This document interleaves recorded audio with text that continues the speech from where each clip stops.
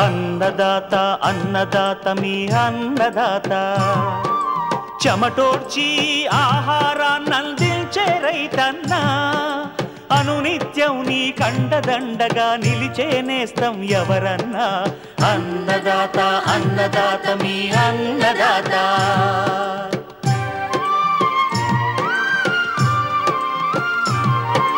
నూతన రీతుల సాగుబడికి నూరింతలు పెరిగే దిగుబడికి సూచనలిచ్చే సస్య రక్షణకు పశు పోషణకి శాస్త్ర విజ్ఞానం అందించి ముందుకు నడిపే తెలుగు రైతు భారతదేశానికి మకుటం అయ్యేలా తీర్చిదిద్దే ఆశయంతో మిమ్ము మేలు కొలిపేది అన్నదాత అన్నదాత అన్నదాత మీ అన్నదాత అన్నదాత అన్నదాత మీ అన్నదాత.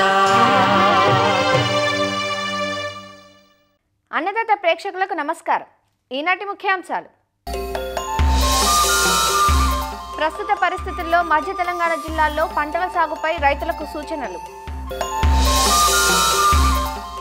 గొర్రెలను ఆశించే చిటుకు వ్యాధి నివారణ చర్యలు. ఇంకా జై కిసాన్ వ్యవసాయ సమాచారం.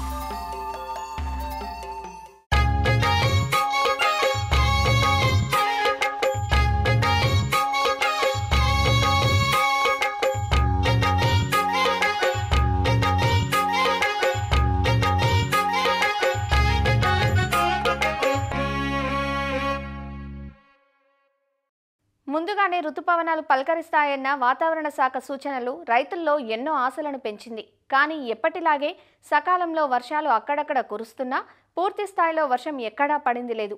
అంతేకాదు, జూన్ 2వ పక్షానికి వచ్చేసాం.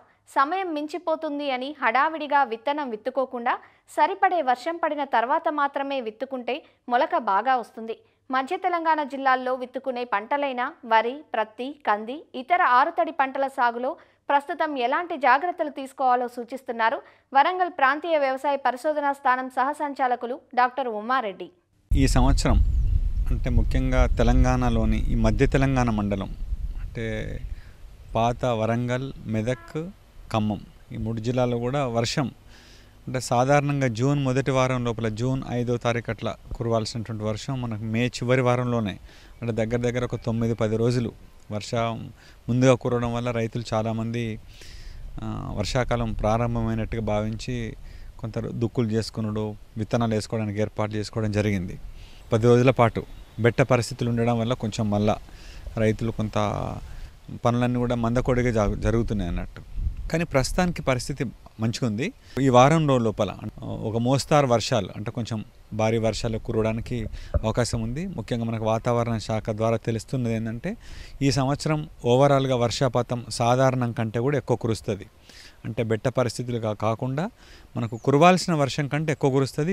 సీజన్ కూడా చాలా బాగుంటుంది అని మనకు అటు ఢిల్లీ నుంచి కానీ ఇటు హైదరాబాద్ నుంచి కానీ వాతావరణ శాఖ ద్వారా తెలుస్తూ ఉంది. కాబట్టి రైతులు ఏమాత్రం ఆందోళన చెందాల్సిన అవసరం లేదు. ఇంకా రెండో విషయం ఏంటంటే మనకు సమయం ఇప్పుడు జూన్లో ఉన్నాం మనం. ఇప్పుడు అంటే ఇంకా చాలా టైం ఉంది మనకు ఏ క్రాప్ వేసుకోవాలన్నా కూడా.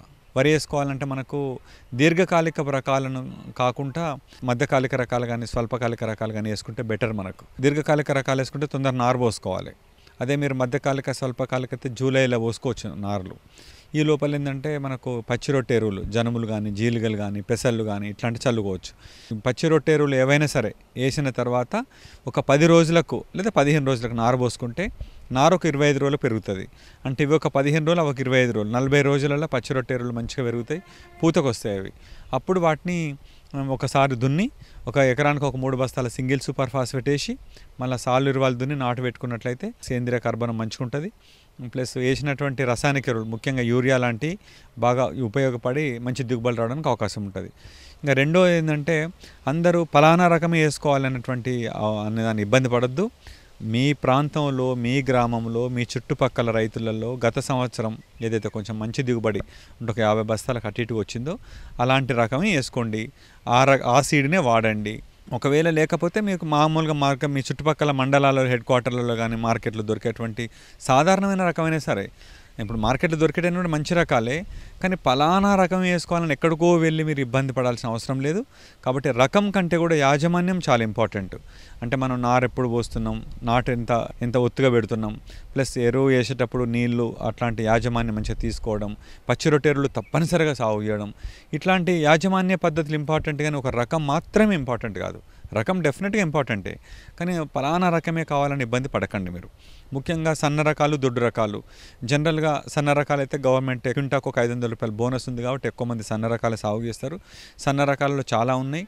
జయశంకర్ వ్యవసాయ విశ్వవిద్యాలయం నుంచి ఇప్పుడు కేఎన్ఎంకేలు అయితే 1638, ఆర్ఎన్ఆర్ అయితే 15048, వరంగల్ అయితే 962, 1246, ఇట్లాంటి రకాలు ఏవైనా సరే సాగు చేసుకోవచ్చు. అంటే ముఖ్యంగా ఆర్ఎన్ఆర్ కనుక పోసుకోవాలనుకుంటే దాన్ని తప్పనిసరిగా జూలైలోనే ఆరబోసుకోవాలి. జూలై 10th తర్వాతనే, ముందు ఎట్టి పరిస్థితుల్లో పోయొద్దు. మిగతా రకాలైతే ఇప్పుడు కూడా పోసుకోవచ్చు. రెండవది ఏంటంటే వరిని నాటు సాగు చేయడం కంటే మామూలుగా దమ్ము చేసి కానీ లేదా పొడి దిక్కులో కానీ వడ్లను చల్లుకొని కానీ లేదా కల్టివేటర్తో వేసి కానీ సాగు చేసినట్టయితే మీకు 2 అడ్వాంటేజ్ ఉంటాయి. ఒకటి, మీకు నాటు ఖర్చు తగ్గుతుంది. రెండోది ఏంటంటే క్రాప్ కూడా మీకు ఒక 10 days ముందు వస్తుంది. మనకు దిగుబడి ఇంకా కొంచెం పెరుగుతుంది, తగ్గే అవకాశమే లేదు మీకు. సో కాబట్టి నేరుగా వెదజల్లుకునే పద్ధతికనే రైతులు అలవాటు పడితే మంచిది. ఇంకా విత్తనాలు కూడా మీకు ఏంటంటే అతి సన్న రకాలు, అంటే మామూలుగా హెచ్ఎంటి సోనా, జై శ్రీరామ్ లాంటివి అయితే ఎకరానికి 15 కిలోలు, సన్న రకాలు అయితే కనుక ఎకరానికి 20 కిలోలు, దొడ్డు రకాలు అయితే ఎకరానికి 25 కిలోలు సరిపోతుంది. ముఖ్యంగా వరి లోపల తప్పనిసరిగా అంటే వెదజల్ల పద్ధతి కానీ నాటు కానీ ఏ పద్ధతి చేసుకున్నా కూడా విత్తన శుద్ధిని మర్చిపోదు మీరు. ఒకవేళ తడి విత్తనాలు అంటే ఎకరానికి ఒక 20 కిలోలు వాడామనుకోండి విత్తనాలు, 20 గ్రాముల కార్బెండిజాన్ని 20 లీటర్ల నీళ్ళల్లో 20 కేజీల వడ్లను ఒక రాత్రి అంతా ఉంచి తెల్లారి మండగట్టుకుంటే బెటర్. అదే పొడి విత్తనాలు అనుకోండి, దానికైతే 1 కేజీ వడ్లకి 3 గ్రాముల కార్బెండిజం. ఎట్లనైనా సరే తడి కానీ పొడి కానీ పద్ధతి లోపల విత్తన శుద్ధి చేసుకున్నట్లయితే తద్వారా విత్తనం ద్వారా సంక్రమించేటువంటి రోగాల నుంచి క్రాప్ను మంచిగా మనం కాపాడుకోవచ్చు. ఇక రెండో అతి ప్రధానమైనటువంటి పంట పత్తి కూడా చాలా టైం ఉంది మనకు. జూలై చివరి దాకా ఉంది మనకు, అట్లీస్ట్ జూలై 20 వరకు ఏమాత్రం దిగుబడి తగ్గకుండా. అక్కడక్కడ కొందరు వేసి ఉన్నారు. వర్షాధారంగా కనుక అయి ఉంటే కనుక తప్పనిసరి కొంచెం నీటి వసతిని చూసుకోవాలి. కానీ మామూలుగా పత్తి వేసుకోవాల్సిన వాళ్ళు ఇంకా వేయకపోతే కనుక ఆందోళన పడాల్సిన అవసరం లేదు. కనీసం ఒక 65 నుంచి 70 మిల్లీమీటర్ల వర్షం, అంటే సాలొచ్చే వాన పడ్డాకనే విత్తనాలు వేసుకోవాలి. తేలికపాటి భూములు అయితే అధిక సాంద్రత పద్ధతిలో, అంటే సాలుకి 90 సెంటీమీటర్లు, మొక్కకు 15 సెంటీమీటర్లు, అట్లా ఎకరానికి దాదాపు 4 నుంచి 5 ప్యాకెట్లు పడేటట్టు వేసుకోవడం. బరువైన నెలలు అయితే ఎకరానికి 2 ప్యాకెట్లు, మామూలుగా 3x3 కానీ 3x2 కానీ ఆ పద్ధతులు వేసుకుంటే మంచిది. సో కాబట్టి తేలికపాటి నేలలో వేసినప్పుడు తప్పనిసరిగా అధిక సాంద్రత పద్ధతులను వేసుకోవాలి. ఒకవేళ అధిక సాంద్రత పద్ధతులు వేసినప్పుడు బాగా వర్షాలు కనుక కంటిన్యూస్గా పడితే, మొక్కలు బాగా పెరిగినట్లయితే మీరు వెంటనే 45 days ఆ ప్రాంతంలో ఒకసారి అవకాశం, మళ్ళొక్కసారి కూడా చేయాల్సి వస్తే 60 days ఆ ప్రాంతంలో ఒకసారి మెపిక్వాట్ క్లోరైడ్ చమత్కార్ అనేటువంటి మందును 1 నుంచి 1.2 ml per లీటర్ కనుక కలుపుకొని పిచికారీ చేసుకున్నట్లయితే మొక్క పెరుగుదలను మనం నియంత్రించడానికి అవకాశం ఉంటుంది. మొక్కల సంఖ్య పెంచినాం కదా అని ఎరువులను పెంచకుండా ఎకరానికి ఒక 2 బస్తాల వరకు మాత్రమే యూరియాను, 1 బస్తా వరకు డిఏపిని, ఒక 40 కిలోల పొటాషియం వేసుకుంటే సరిపోతుంది. దాంట్లో జింక్ను కొంచెం తొలి దశ లోపల, అంటే ఫస్ట్ 40 days లోపల 1-2 సార్లు ఎకరానికి ఒక 1/2 కిలో జింక్ సల్ఫేట్ని పిచికారీ చేసుకుంటే మంచిది. సో పత్తిలో కూడా ఇంకా సమయం ఉంది కాబట్టి రైతులు ఆందోళన చెందాల్సిన అవసరం లేదు. పత్తిని ఒంటరిగా కాకుండా కందితో పాటుగా, అంటే ప్రతి 6 సార్ల పత్తికి 1 సార్లు కందిని కనుక వేసుకున్నట్లయితే భూసారం పెరగడమే కాకుండా పత్తికి ఏమాత్రం అంతరాయం లేకుండా, దిగుబడులు తగ్గకుండా, ఇబ్బంది లేకుండా, పత్తి ఎప్పుడైతే హార్వెస్టింగ్కి వస్తుందో కంది కూడా అప్పుడే హార్వెస్టింగ్కి వచ్చేలాంటి రకాలు ఉన్నాయి. కాబట్టి అలాంటి రకాలను ఎన్నుకొని అంతర పంటగా సాగు చేసినట్లయితే పత్తి వస్తుంది, ప్లస్ భూసారం పెరుగుతుంది, కొంత ఇంటికి కూడా కందులు ఉపయోగపడడానికి అవకాశం ఉంది. ఇంకా మిగతా పంటలు చూసుకుంటే మనకు చాలా ఉన్నాయి. ఉదాహరణకు మొక్కజొన్న, లేకపోతే సజ్జలు, రాగులు, జొన్నలు, ఇట్లాంటి అన్నీ కూడా మనం జూలై చివరి వరకు వేసుకోవచ్చు. మనం నూనె గింజలు అనుకోండి, వేరుశనగ వేసుకోవచ్చు, పొద్దుతిరుగుడు వేసుకోవచ్చు, ఆముదాలు వేసుకోవచ్చు, నువ్వులు వేసుకోవచ్చు. ఇవన్నీ కూడా మనకు జూలై దానికి వేసుకోవచ్చు. ఇక అపరాలలో అతి ముఖ్యమైనటువంటిది కంది కూడా అంతనే మనకు జూలై దానికి వేసుకోవచ్చు. పెసళ్ళు, మినువులు ఇవన్నీ కూడా. ముఖ్యంగా తెలంగాణ రైతాంగం వరి, పత్తి తర్వాత ఆలోచించాల్సిన మరో ముఖ్యమైన పంట కంది. సో ముఖ్యంగా తేలికపాటి నేలలలో కొంచెం వర్షాధారంగా సాగు చేసినట్లయితే సాలుకి 60 సెంటీమీటర్స్, మొక్కకు 15 సెంటీమీటర్ల చొప్పున. అదే బరువైన నేలలు అయితే 90 సెంటీమీటర్లు సాలుకి పెట్టుకొని విత్తనాలు వేసుకుంటే మంచిది. కంది అనగానే రైతులకి ఏంటంటే కొంచెం దిగుబడులు ప్లస్ రకాలు ఇవన్నీ కొంచెం ఐడియా ఉండదు. సో మీకు మంచి మంచి రకాలు ఉన్నాయి. WRG 93, 97, 121 ఇవన్నీ కూడా 140 నుంచి 160 రోజుల లోపల పంటకాలం కంప్లీట్ చేసుకుంటాయి. అంటే నవంబర్లో వస్తుంది క్రాప్ మనకు. లేదు కొంచెం నల్లరేగడి భూములలో దీర్ఘకాలిక క్రాప్ కావాలంటే WRG 255 అనేటువంటి రకం వేసుకున్నట్లయితే అది కూడా చాలా మంచిది. ఒకవేళ పూత ఇట్లా రాలిపోయినా కూడా మనకు లాంగ్ డ్యూరేషన్ కాబట్టి తర్వాత కూడా మనకు మరోసారి పూత రావడానికి అవకాశం ఉంటుంది. కందేస్తే చాలా ఉపయోగాలు ఉంటాయి రైతులకి. నవంబర్ దాకా పెద్దగా పనులు ఉండయి, అప్పుడు అది పూతకు వస్తుంది. పూత దశ లోపల 1-2 పిచికార్లు కనుక చేసుకున్నట్లయితే, 1-2 కాదు 2-3 పిచికార్లు కనుక చేసుకున్నట్లయితే మంచిగా ఒక 8 క్వింటాలకు పైన దిగుబడి రావడానికి అవకాశం ఉంటుంది. యంత్రాలతో వేసుకోవచ్చు, గింజలను యంత్రాలతో కోయొచ్చు, మార్కెట్ సమస్య ఉండదు, భూసారం మంచిగా పెరుగుతుంది. ఆ క్రాప్ తీసేసి తర్వాత మళ్ళీ వేరే క్రాప్ వేసుకోవడానికి కూడా నవంబర్లో అయిపోతుంది కాబట్టి వేరే క్రాప్ కూడా వేసుకోవచ్చు మనం.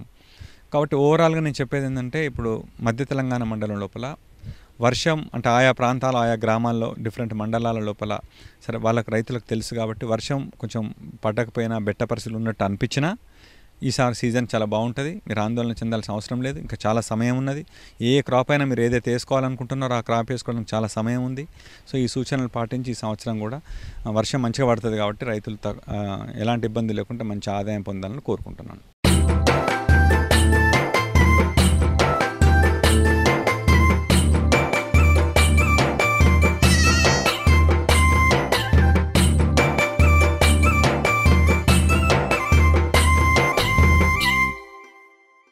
తొలకరి పలకరించింది. కొత్త పచ్చిక, కొత్త నీరు, కొత్త చిగుళ్లతో అంతటా పచ్చదనం పరుచుకుని ఆహ్లాదభరిత వాతావరణం నెలకొనే కాలం ఇది. మారే వాతావరణం మూగజీవాల ఆరోగ్యంలో కొన్ని మార్పులు తెస్తుంది. బయట తిరిగి మేసే జీవాలు తొందరగా వ్యాధులకు గురవుతూ ఉంటాయి. వీటిలో మృత్యువాత ప్రమాదమున్న వ్యాధి చిటుకు రోగం. ఏ రోగాన్నైనా లక్షణాలను బట్టి ముందుగానే గుర్తించగలం. కానీ చిటుకు రోగం ఆశిస్తే మాత్రం అప్పటిదాకా ఆరోగ్యంగా కనిపించిన గొర్రెలు చిటుక్కుమని చనిపోతాయి. అందుకే దాన్ని చిటుకు రోగం అంటారు. చిటుకు వ్యాధికి నివారణ కంటే నిరోధం ముఖ్యమంటూ తీసుకోవాల్సిన ముందు జాగ్రత్తలను తెలియజేస్తున్నారు శ్రీ వెంకటేశ్వర పశువైద్య విశ్వవిద్యాలయం, పశ్చిమ గోదావరి జిల్లా, వెంకటరామన్నగూడెం గేదెల పరిశోధనా స్థానం శాస్త్రవేత్త డాక్టర్ ఆనందరావు. ఈ క్లాస్ట్రీడియం పెర్ఫరెంజెస్ టైప్ డి అనేది ముఖ్యంగా ఇంజెక్షన్ అంటే ఈ మేత తినటం వలన గొర్రెల్లో మనకు బాగా కనిపిస్తుంది. అయితే ఎక్కువగా 2 వారాలు దాటిన తర్వాత ఈ యంగ్ ల్యాంబ్స్లో ఈ వ్యాధి మనము తరచుగా చూడవచ్చు. ఇది అన్ని రకాలైనటువంటి అంటే అన్ని స్టేజెస్లో అన్ని లైఫ్ స్టేజెస్లో గొర్రెల్లో మనకు ఈ వ్యాధి కనిపిస్తుంది. ముఖ్యంగా ఎక్కడైతే ఈ గ్రీన్ పాస్చర్ అంటే మంచి పచ్చగడ్డి, సక్యులెంట్ గ్రీన్ ఫాడర్ అంటే లేత పచ్చగడ్డి ఎక్కడైతే పుష్కలంగా లభిస్తుందో ఇవి బాగా మేస్తాయో అటువంటి మేత దొరికినటువంటి ప్రాంతాల్లో గడ్డి తిన్న తర్వాత ఈ యుక్త వయసులో ఉన్నటువంటి ఈ గొర్రె పిల్లల్లో ఈ వ్యాధి మనము చూడవచ్చు. ఈ బాగా మేసినటువంటి ఈ యొక్క గొర్రెలు సాయంత్రం ఇంటికి వచ్చేటప్పుడు సడన్గా చనిపోవడం అనేది జరుగుతుంది. ఇది వ్యాధి యొక్క ముఖ్య లక్షణము. దీన్ని ఓవర్ ఈటింగ్ డిసీజ్ అంటారు, లేకపోతే పల్పీ కిడ్నీ డిసీజ్ అని అంటారు. అయితే ఈ వ్యాధి ముఖ్యంగా గ్రెయిన్స్ అంటే ఈ యొక్క గింజ జాతి పదార్థాలు ఎక్కువగా తిన్నా సరే ఈ వ్యాధిని మనము చూడవచ్చు. ఎప్పుడైతే ఆ యొక్క చిన్న ఇంటెస్టైన్స్ అంటే చిన్న ప్రేగుల్లో ఈ యొక్క ఫీడు ఎక్కువగా ఉందో బయట నుంచి శరీరంలోకి వెళ్ళినటువంటి ఈ ఎంట్రోటాక్సిమియా బ్యాక్టీరియా, అదేవిధంగా కొన్ని సందర్భాల్లో రూమెన్ మైక్రోఫ్లోరాలా కూడా ఈ యొక్క బ్యాక్టీరియా ఉంటుంది. కాబట్టి దీనివలన ఎక్కువగా టాక్సిన్స్, ఎప్సిలాన్ టాక్సిన్ అనేది ప్రొడ్యూస్ అయ్యి అది ఇంటెస్టైన్స్లో అబ్జార్బ్ అయ్యి డైరెక్ట్గా బ్రెయిన్కి మీద దీని యొక్క ఎఫెక్ట్ కనిపిస్తుంది. కాబట్టి నర్వస్ సిస్టము ఇన్వాల్వ్ అవుతుంది. కాబట్టి మెడ వంపు తిరగడము కనిపించవచ్చు. అదేవిధంగా సరిగ్గా తూలి నడటం అంటే మందు తాగిన వాడు నడిస్తే ఏ రకంగా నడుస్తాడో అదేవిధంగా నడ్డం అనేది కనిపించవచ్చు. అదేవిధంగా డైజెస్టివ్ సిస్టమ్ కూడా ఇబ్బంది వచ్చి మనకు అక్కడక్కడ ఈ విరోచనాలు అనేది మనకు కనిపించవచ్చు. సడన్గా ఎగిరి కింద పడిపోయి చనిపోవడం అనేది జరగవచ్చు. ఈ వ్యాధి తీవ్రత కాకుండా సెకండరీ బ్యాక్టీరియల్ ఇన్ఫెక్షన్స్ అంటే ఇది బ్యాక్టీరియల్ డిసీజ్ కాబట్టి దీనికి వెంటనే యాంటీబయాటిక్ అనేది మనము ఇచ్చుకున్నట్లయితే ఈ వ్యాధి తీవ్రతను మనము తగ్గించుకోవచ్చు. అదేవిధంగా ఈ యొక్క వ్యాధి బారిన పడినటువంటి యొక్క గొర్రెలను మంద నుండి సెపరేట్ చేసి వీటికి ట్రీట్మెంట్ ఇచ్చి తగ్గిన తర్వాత మళ్ళీ మందలో కలుపుకోవాలి. ముఖ్యంగా ఈ వ్యాధి వర్షాలు పడిన తర్వాత మనకు కనిపిస్తుంది కాబట్టి వర్షాకాలానికి ముందు అంటే ఈటీ వ్యాక్సిన్ అనేది మనకి ప్రభుత్వం సరఫరా చేస్తుంది కాబట్టి ఈ గొర్రెల కాపరిదారులు అందరూ కూడా వాళ్ళ యొక్క సంఘాల ద్వారా ఈ యొక్క టీకాలను వేసుకొని తమ యొక్క గొర్రెలకు వ్యాధి నిరోధక శక్తి పెంచుకొని గొర్రెలను కాపాడుకుంటారని చెప్తున్నాను. అదేవిధంగా అల్ట్రా వ్యాక్ అనేటటువంటి వ్యాక్సిన్ కూడా వచ్చింది. దీనిలో 5 రకాలైనటువంటి వ్యాధులు, ముఖ్యంగా ఎంట్రోటాక్సిమియా కానీ బ్లాక్ లెగ్ కానీ ఇలాగా ఒక 5 రకాలైనటువంటి వ్యాధులతో కూడినటువంటి టీకా కూడా రావడం జరిగింది. ఆ టీకా వేసుకున్నా సరే మనకి గొర్రెలకు వచ్చేటటువంటి వ్యాధుల్ని మనము కాపాడుకోవచ్చును. ఈ యొక్క సీజన్లో మనము ఈ యొక్క గొర్రెలకు ఎంట్రోటాక్సిమియా వ్యాక్సిన్ వేసుకున్నట్లయితే మనం గొర్రెలను ఈ వ్యాధి నుంచి కాపాడుకోవచ్చు.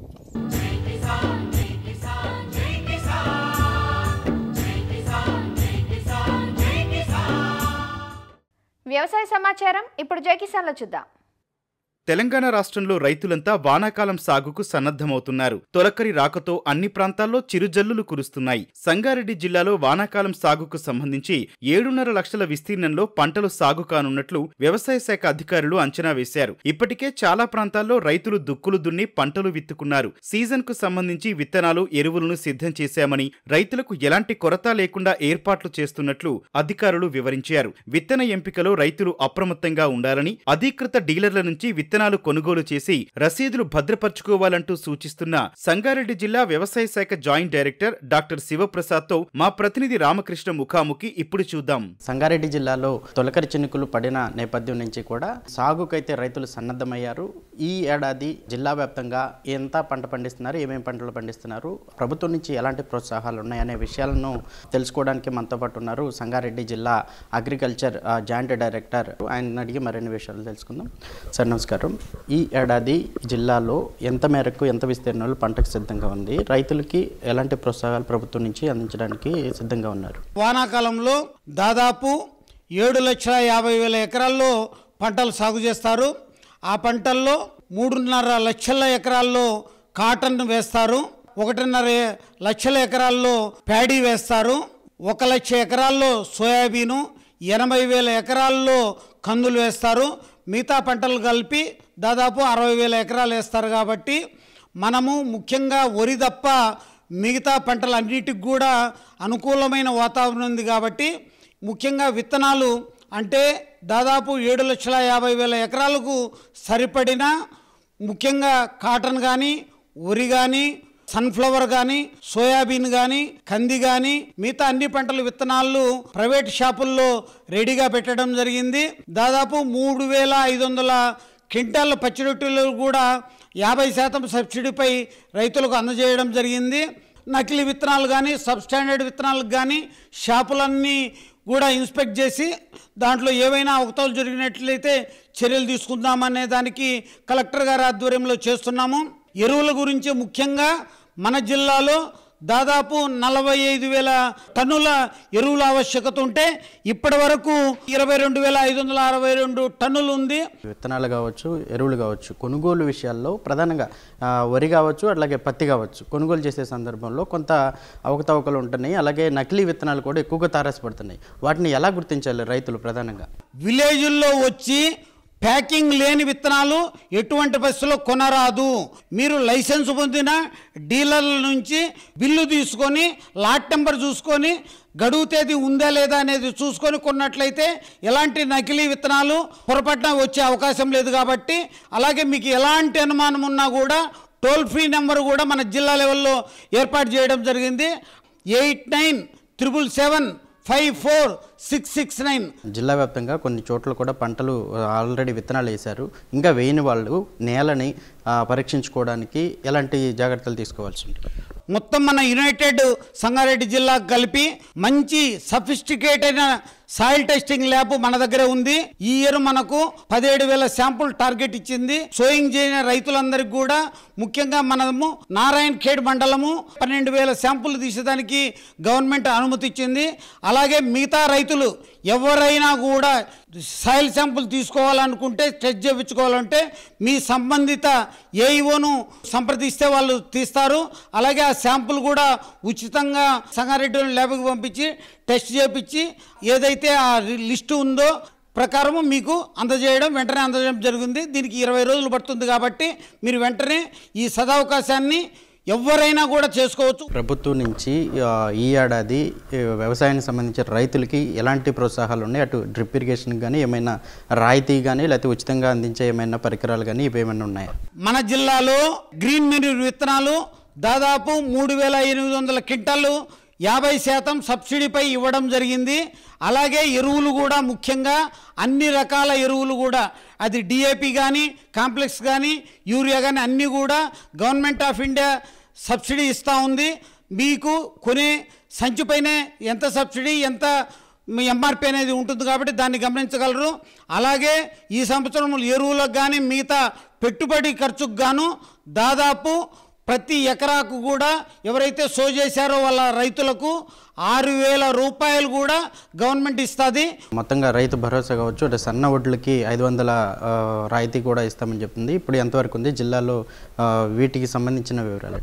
మన గవర్నమెంట్ గత 2 సీజన్ల వారీగా సన్న వడ్లు పండించే రైతులందరికీ కూడా ఒక క్వింటాలకు 500 రూపాయలు బోనస్ ప్రకటించింది.